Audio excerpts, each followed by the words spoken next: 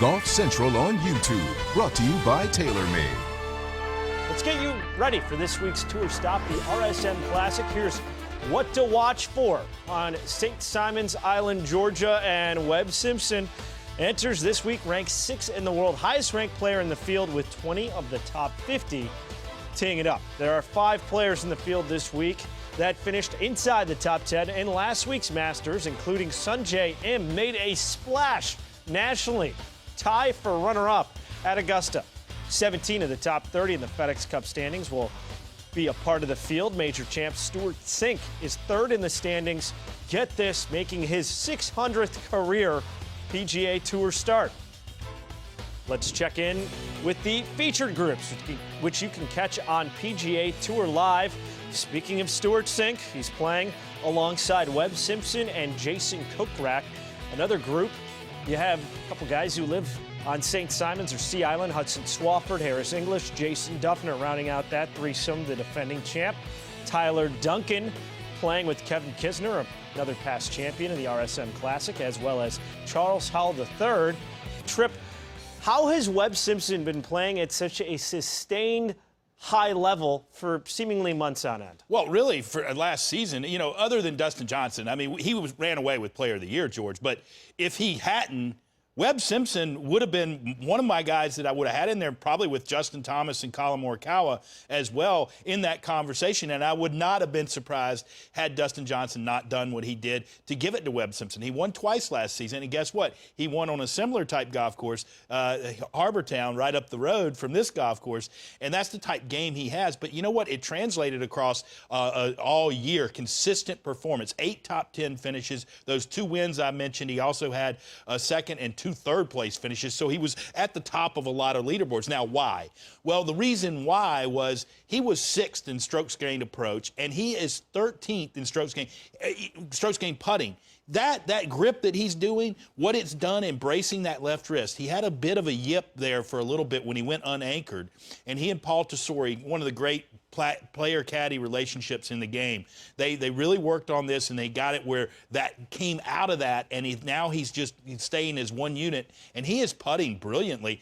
Easily the most successful transition from the post-anchoring era. He's absolutely done it. His ball striking's great, and oh, by the way, around the greens, he's really solid as well. He makes so few mistakes. When he does rarely miss greens, he gets the ball up and down time and time again. So it's an easy formula for success. I mean, he's not the longest hitter, but when you look at what he's able to do on and around the greens and getting to the greens, that's so easily understandable why he's so consistently at the top of leaderboards. Webb Simpson's, his type of player isn't supposed to compete this day and age, though. I mean, there is always a place for him, George. You hit a lot of greens and make putts, this game's still going to reward you. Yeah, it's certainly been a good recipe so far. So now let's welcome in our reporter at this week's tour stop in St. Simons Island, Georgia. It's Rex Hoggard. Rex, I know you're no stranger to this event, used to the type of field that we generally see, much more of a European contingent this year. Why is that the case? Well, I had a chance to talk with tournament director Todd Thompson earlier this week, and I asked him about the field, and his face just lit up. If you look at it statistically, this is the best field ever at this event by far. If you look at the strength of field according to the world ranking, it's twice as much as almost every other year since 2010 when this event started. And this week, there's 18 players from the top 50 in the world. That's the same amount that played here in 2018 and 2019. Combined. And there's also just the second time that a reigning major champion, Shane Lowry, is in the field. And as you pointed out, this has everything to do with a group of Europeans who added this to their schedule for a variety of different reasons. It's obviously been a strange year, and definitely as professional golfers, you want to keep playing, and you want to be in that rhythm, and you want to keep going. There is the Open in there because the European schedule doesn't clash with anything, and so yeah, and I think again, like I say, the travel side of it for us, you see why a lot of Europeans are playing. They're here already, 3-hour drive or whatever it is, and they decide they're going to come and play, and I just think it works out really well. So it's been great, and it's always one of the tournaments that comes later on in the year, like the fall, and you kind of watch it, and it's sort of at that point where me and a lot of guys have had to go back, and we start playing the end of the European schedule, and like you say, continuity out here with the way things are going. You just want to play. You've done a lot of hard work at a major, and then you come the week after and you feel prepared for it and ready to go, really, so it works out well. In my schedule, it's like 3 tournaments, normally play 3 or 4 in a row. Didn't get into Houston, but had a great prep week for the Masters. So this is kind of added on to that, and want to jump back inside the top 50 in the world if I can. And that'll dictate where I'm going to go from here. Probably looking likely that I'll play the last 2 events in Dubai.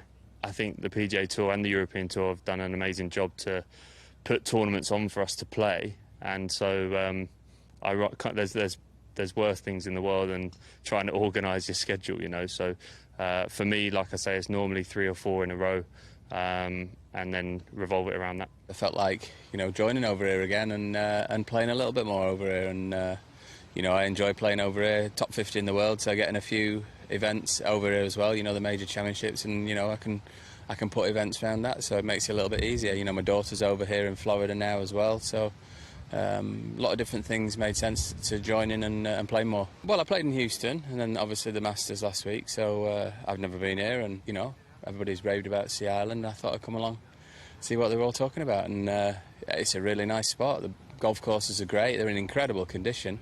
You know, you couldn't pick a fault with them, so yeah, looking forward to this week. It's important to point out that until this week, going back to 2015, this event was played opposite the DP World Tour Championship. And obviously, to that group of players, the European Tour finale is very, very important. But that event was postponed this year because of the pandemic and allowed those players to free up their schedules, and also allowed this event to enjoy the best field ever. George? All righty, Rex. Nice to have those guys in the fold. Let's take a look at the course conditions they're going to encounter. Brought to you by the Golf Course Superintendents Association of America. Fairways. Tiffway Bermuda grass, as is the rough. Tiff Eagle Bermuda grass on the green stimp. Running quick, maybe not quite as quick as we saw last week, but 12.5 for the Seaside course.